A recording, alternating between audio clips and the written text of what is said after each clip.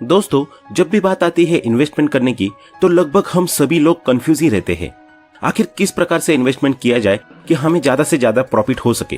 क्या धीरे धीरे हर महीने एक छोटा अमाउंट इन्वेस्ट करना सही रहेगा या फिर एक बार में ही एक बड़ा और भारी भरकम अमाउंट इन्वेस्ट करना। अब SIP, लमसम, म्यूचुअल फंड जैसे बड़े बड़े शब्द हमें डराना शुरू कर देते हैं और कुछ समझ में नहीं आता कि क्या करें और कैसे करें। तो आइए इस वीडियो के थ्रू समझते हैं कि इन्वेस्टमेंट का कौन सा तरीका आपके लिए सबसे बेस्ट है, और वो भी बिल्कुल सरल शब्दों में। फॉर कंप्लीट इन्फॉर्मेशन बने रहिए हमारे साथ इस वीडियो के एंड तक। दोस्तों, म्यूचुअल फंड में इन्वेस्ट करने के दो तरीके हैं। सबसे पहला है SIP और दूसरा है लमसम। लंबे समय तक पर मंथ थोड़ा थोड़ा अमाउंट इन्वेस्ट करने को फाइनेंस की लैंग्वेज में SIP कहा जाता है। SIP यानी कि सिस्टमैटिक इन्वेस्टमेंट प्लान, जबकि एक ही बार में एक भारी भरकम अमाउंट को इन्वेस्ट करने के तरीके को लमसम कहा जाता है। अब बात आती है कि इन दोनों में से कौन सा तरीका इन्वेस्टमेंट के लिए बेस्ट है। तो आइए जानते हैं कुछ स्टोरीज के थ्रू। दोस्तों, ये है मिस्टर विनीत, जो एक 30 ईयर ओल्ड वर्किंग प्रोफेशनल है और महीने का लगभग 25 से 30 हजार रुपए कमाते हैं। विनीत चाहता है कि वो अपना पैसा कहीं पर इन्वेस्ट करे। अब इन्वेस्ट करने के उसके पास दो तरीके हैं। या तो वो लमसम के थ्रू एक बार में ही सारा पैसा इन्वेस्ट कर दे, या फिर वो हर महीने 5-5 हजार रुपए करके SIP में इन्वेस्ट करे। क्योंकि विनीत के पास पैसों की थोड़ी कमी है और अपने जॉब के बिजी शेड्यूल के कारण वो मार्केट रिसर्च जैसी चीजों पर ध्यान नहीं दे पाता है, इसलिए उसने डिसाइड किया कि वो अगले 20 महीने के लिए 5-5 हजार रुपए SIP में इन्वेस्ट करेगा। विनीत ने पूरी डिसिप्लिन के साथ अगले 20 महीने तक इन्वेस्टमेंट किया। 20 महीने बाद विनीत का ऑन एन एवरेज 12% रिटर्न के हिसाब से टोटल अमाउंट हो गया 1,32,000, जबकि इन 20 महीनों में उसने टोटल 1 लाख रुपए इन्वेस्ट किए, यानी कि उसे 32,000 रुपए का प्रॉफिट हो गया, जो शायद कोई भी अदर FD वगैरह कभी नहीं दे सकता। अब दूसरी तरफ है मिस नेहा, जो कि एक फ्रीलांसर फिल्म मेकर है। हाल ही में उन्होंने एक प्रोजेक्ट खत्म किया है जिससे उन्हें 1 लाख रुपए प्राप्त हुए हैं, और नेहा चाहती है कि वो इन पैसों को जल्दी से जल्दी कहीं पर इन्वेस्ट कर दे। नेहा की एक रेगुलर इनकम न होने की वजह से उसे SIP में इन्वेस्ट करना सही ऑप्शन नहीं लगा, इसलिए उसने 1 लाख का पूरा अमाउंट एक बार में ही लमसम के थ्रू इन्वेस्ट कर दिया। अब अगले 10 महीने के बाद मार्केट इतनी डाउन हो गई कि नेहा को अपना पैसा इन्वेस्ट करने का डिसीजन गलत लगने लगा और उसने जल्दी जल्दी में अपना लमसम में इन्वेस्ट किया हुआ पैसा निकाल दिया, जिससे उसे रिटर्न में मात्र 80,000 रुपए ही मिले, यानी कि उसे 20% का लॉस झेलना पड़ा। अब इन दोनों को अगर कंपेयर किया जाए तो विनीत और नेहा दोनों ने ही सेम अमाउंट इन्वेस्ट किया था। विनीत ने SIP के थ्रू किया था, जबकि नेहा ने लमसम के थ्रू किया था, लेकिन एक को 12% का प्रॉफिट हुआ तो वही दूसरे को 20% का लॉस। दोस्तों, इस एग्जाम्पल को देखकर तो आपको यही लग रहा होगा कि SIP में इन्वेस्ट करना सही है और लमसम में पैसा इन्वेस्ट करना सही नहीं है, लेकिन ऐसा बिल्कुल नहीं है। दरअसल ये आपके इन्वेस्ट करने के तरीके और मार्केट के बारे में आपकी समझ पर डिपेंड करता है। SIP एक ऐसा तरीका है जो लॉन्ग टर्म है और बेरिश मार्केट के लिए बेस्ट ऑप्शन है, वही लमसम एक शॉर्ट टर्म और बुलिश मार्केट के लिए इन्वेस्टमेंट का बेस्ट तरीका है। आइए इसे भी एक एग्जाम्पल के थ्रू थोड़ा इजी वे में समझते हैं। दो फ्रेंड्स हैं, एक का नाम है मोहित और दूसरे का नाम है प्रदीप। मोहित एक गवर्नमेंट एम्प्लॉय है जिसकी मंथली एक फिक्स्ड इनकम है, और वहीं प्रदीप एक बिजनेसमैन है जो स्टॉक मार्केट के बारे में बहुत अच्छी समझ रखता है। अब साल 2008 में दोनों डिसाइड करते हैं कि वे अपने पैसे कहीं ना कहीं इन्वेस्ट करेंगे। मोहित की एक फिक्स्ड इनकम होने के कारण वो डिसाइड करता है कि वो पर मंथ 5,000 रुपए SIP में इन्वेस्ट करेगा, वो भी पूरे 10 साल के लिए।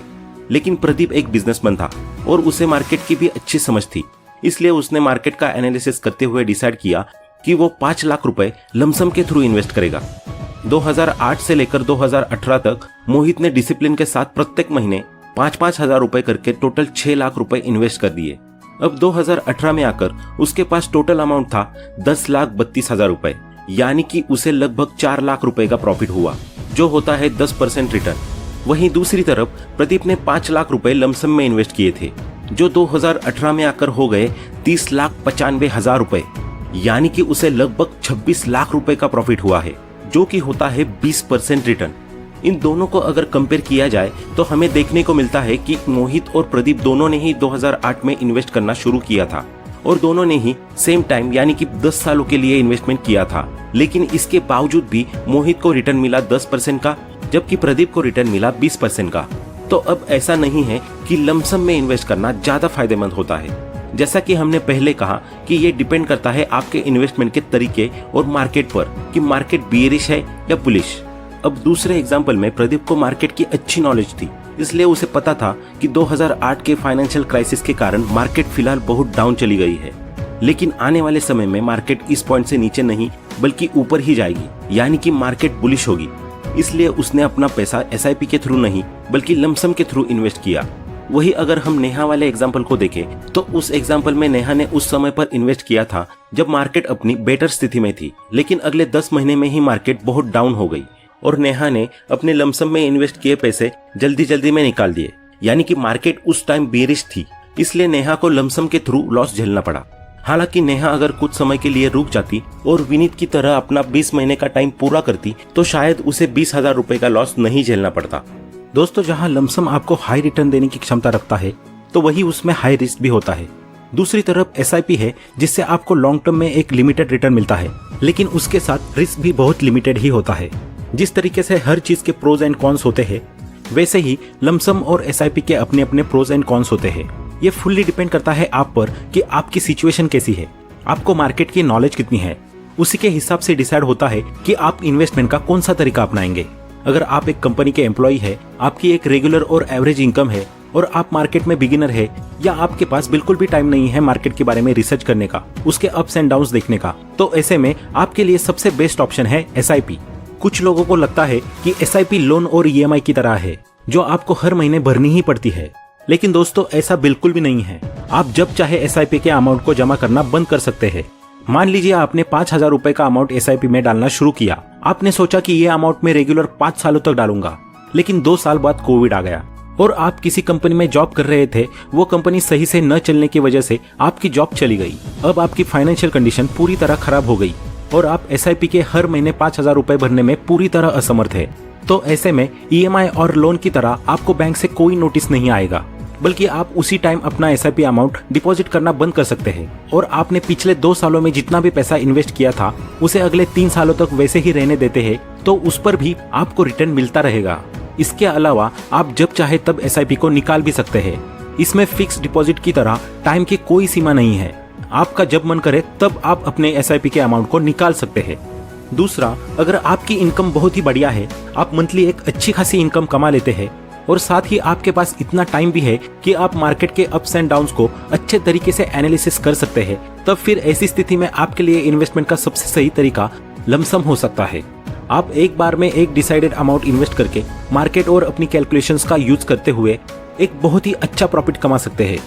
लमसम में आप हर महीने एक अमाउंट जमा करने के झंझट से बच जाते हैं और इसमें अन्य इन्वेस्टमेंट्स के कंपैरिजन में कंपाउंडिंग की मात्रा बहुत अधिक देखने को मिल सकती है। दोस्तों, SIP हो या फिर लमसम, इन दोनों ही तरीकों से आप स्मॉल कैप, मिड कैप और लार्ज कैप फंड्स में इन्वेस्टमेंट कर सकते हैं। आइए इन्हें भी समझते हैं बहुत ही सरल शब्दों में। दरअसल सेबी ने इन्वेस्टमेंट को इजी करने के लिए कंपनियों को 3 सेक्शंस में डिवाइड कर दिया है। पहला है लार्ज कैप फंड्स, जहां आप उन कंपनियों में इन्वेस्टमेंट कर सकते हैं जिनकी मार्केट कैपिटल 20,000 करोड़ से भी अधिक है। दूसरा है मिड कैप फंड्स, जहां आप उन कंपनीज में इन्वेस्टमेंट कर सकते हैं जिनकी मार्केट कैपिटल 5,000 करोड़ से लेकर 20,000 करोड़ के बीच में होती है। तीसरा है स्मॉल कैप फंड्स। इस फंड में आप उन कंपनीज में इन्वेस्टमेंट कर सकते हैं जिनकी मार्केट कैपिटल 5,000 करोड़ से कम होती है। तो दोस्तों, अब ये पूरी तरह आप पर डिपेंड करता है कि आप इन्वेस्टमेंट के किस तरीके को अपनाते हैं। आप अपने हिसाब से मार्केट की रिसर्च करिए और जो तरीका आपको अपने लिए सुटेबल लगे उसे अपनाते हुए मार्केट में इन्वेस्ट करिए और बेहतर रिटर्न्स प्राप्त करिए। और आपको ये वीडियो कैसा लगा कमेंट करके जरूर बताएं और चैनल को सब्सक्राइब करना बिल्कुल भी ना भूलें, क्योंकि हम ऐसे ही वैल्यूएबल वीडियोस आपके लिए लाते रहेंगे। Thanks for watching.